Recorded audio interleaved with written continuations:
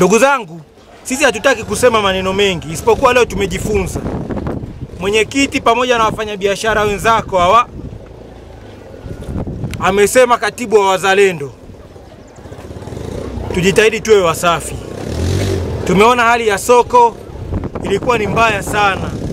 Hapo katikati hapo usoni mnapoonekana hapo mnapofanya biashara panaonekana kidogo pasafi, uongo na kweli, lakini huku nyuma huku takataka zilikuwa ni nyingi mno. Kwa hiyo ninyi pamoja na wenzetu hao wazalendo leo wameamua kuja, tumetoa takataka, tumefanya usafi. Sasa msisubiri paka tuje na wazalendo hao kufanya usafi. Jukumu la usafi la hapa ni la kwenu ninyi wenyewe, sio la serikali wala sio la wazalendo. Sisi leo tumekuja kufanya kwa mfano. Lakini mwenyekiti, nakuomba wewe na watu wako hapa, mtendaji wa mtaa huu, shirikianeni kila Jumamosi usafi ufanyike wa nguvu kama tulivyofanya leo. Haya ni maelekezo ya serikali, usafi udumu hapa kwa sababu ninyi ndio mnauza vyakula. Msipokuwa wasafi hapa, watu wataokota hapa maradhi, watapeleka majumbani. Hatujapata magonjwa ya tumbo ya mlipuko. Hatujapata magonjwa ya tumbo ya mlipuko. Kwa tukiwa wasafi hapa hata tunapunguzia serikali mzigo wa dawa. Kwa sababu magonjwa ya mlipuko ya tumbo hayatakuwepo kama hapa sokoni tunakuwa nini? Wasafi. Kwa hiyo naombeni sana ndugu zangu, tujitahidi tuwe wasafi hapa katika mazingira yetu haya, ili pia tuipunguzie serikali mzigo wa kutibu maradhi ya tumbo kwenye zahanati zetu, kwenye vituo vyetu vya afya. Tubakiwa kule na dawa tu za kutibu magonjwa ya mengine haya. Lakini ya magonjwa ya tumbo, nyie mnatuuzia matunda hapa, matunda yawe safi, mazingira yawe safi, mboga ziwe safi, viungo viwe safi. Nimeeleweka mama zangu? Leo mheshimiwa mkuu wetu wa wilaya alikuwa ashiriki pamoja na sisi pamoja na katibu tawala wa wilaya, lakini wameshindwa kushiriki na sisi. Wanaendelea na maandalizi ya ziara ya mheshimiwa waziri mkuu ndani ya mkoa wetu wa Mwanza. Kwa hiyo salamu zenu nitazifikisha wenzetu wazalendo kwa hicho mlichokifanya hapa. Nitawaambia namna ambavyo mnatuunga mkono katika kuhakikisha maendeleo yanatufikia haraka, hususan katika eneo la usafi na eneo la utunzaji wa mazingira.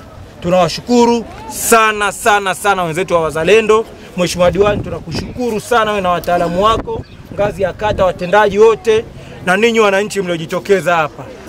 Yaani naomba niwape hongera sana kwa sababu mmejitokeza kwa wingi, lakini zaidi ya yote mmeweza kufanya kazi ya usafi. Usafi ni wajibu wa kila mtu. Na leo tumeona paka wanaume wametusapoti, wameweza kufanya usafi. Lakini naomba tu jamani, swala hili siishie leo. Humu ndani hapana ushirikiano kabisa. Hasa huku kwenye kuku na hapa chini hapa. Niombe tu mwenyekiti wa soko, ikiwezekana haya majani yaweze kufyekwa kwa sababu hivi vyote vinavyouzwa humu ni vyakula. Kwa hiyo ili watu watumiaji wapate chakula ambacho hakina sumu, tutengeneze mazingira yawe na hali ya usafi. Mimi nawashukuru sana na Mungu awabariki. Usafi ni jukumu letu sote. Mazingira safi yanaweza kutufanya tukaepukana na mambo mengi sana. Niwakumbushe ndugu zangu, usafi ni jukumu la kila mmoja. Hili ni eneo letu la biashara, lakini hatulijali wakati humu ndo tunapata vipato vyetu. Si ndo tunasomesha watoto humu, ndo tunapata riziki humu. Yaani tuone kama vile tuko kwenye viyoyozi.